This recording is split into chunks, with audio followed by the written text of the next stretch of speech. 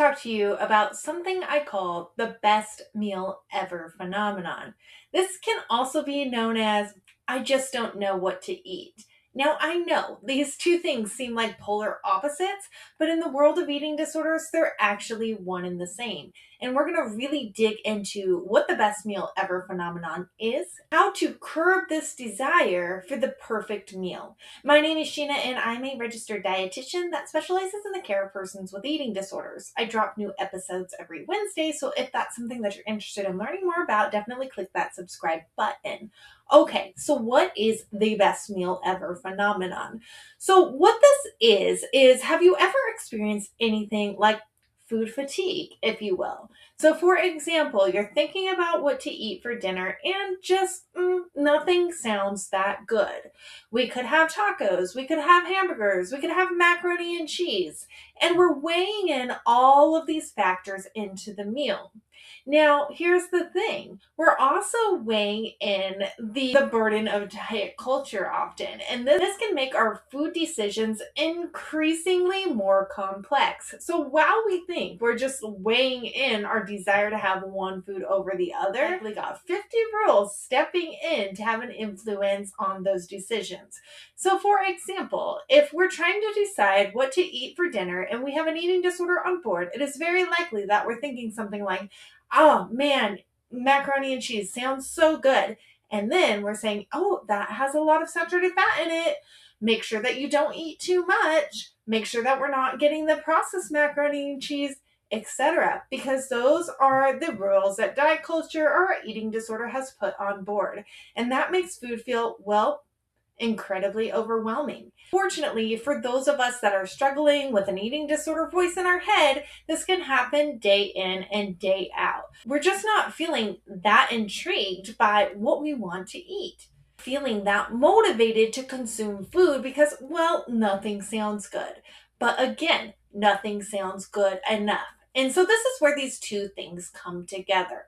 So if we are experiencing something like anorexia nervosa or binge eating disorder, which by the way, both of these conditions come from the same thing, which is food restriction, you very likely have experienced something like the best meal ever phenomenon, or AKA nothing sounds good to eat.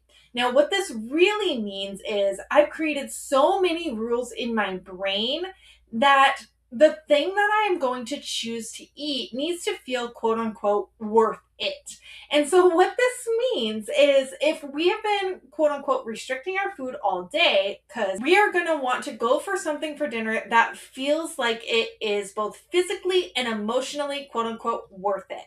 And so what tends to happen in this best meal ever phenomenon is, okay, I can't really decide between tacos or burgers, but I'm going to order DoorDash and I'm just going to go with burgers because that meal seems like it's just a little bit more enticing.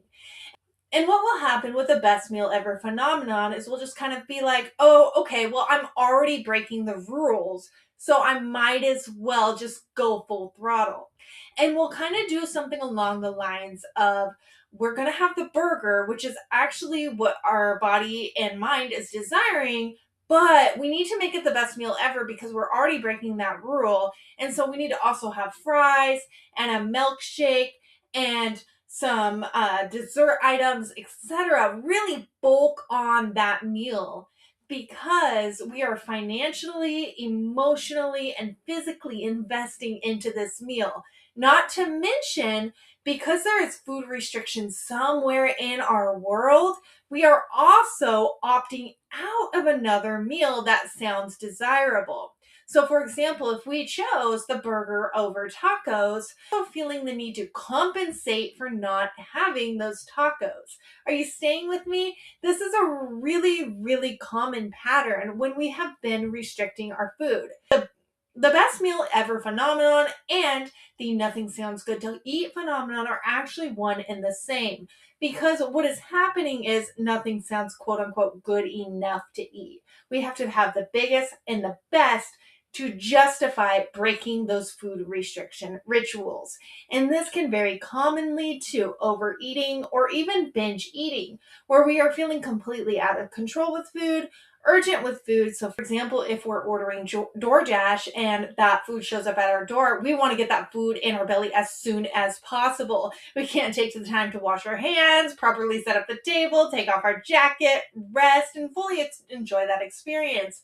We're feeling incredibly urgent. We're feeling out of control. We're feeling like we need to have all the food that we have just ordered because it's not going to taste quite as good the next day, right, guys? The best meal ever phenomenon. We need to have it while it's fresh.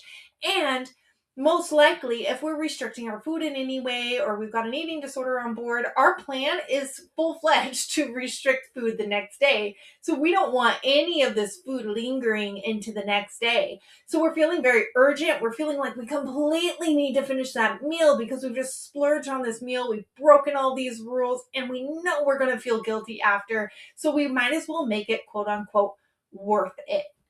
Let me know if you've ever experienced anything like this. This is very common, like I said, with conditions like anorexia, bulimia, binge eating disorder, and any other, honestly, eating disorder that you can probably think of.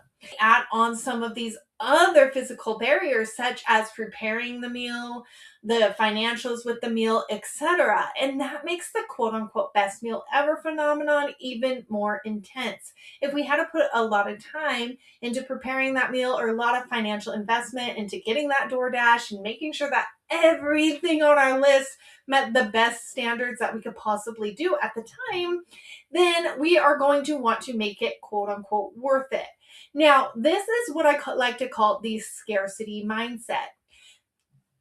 It is the presumption that we cannot invest in those foods the next day or cannot consume the foods the next day. And it constantly leaves us feeling deprived. And as part of eating disorder recovery, we need to get rid of that scarcity mindset around food. The scarcity mindset can involve both physical barriers, financial barriers, and those food rules and limitations that we have imposed on ourselves. But all of those things need to be explored so we can break this phenomenon of the best meal ever / nothing sounds good enough to eat in order to fully heal that relationship with food.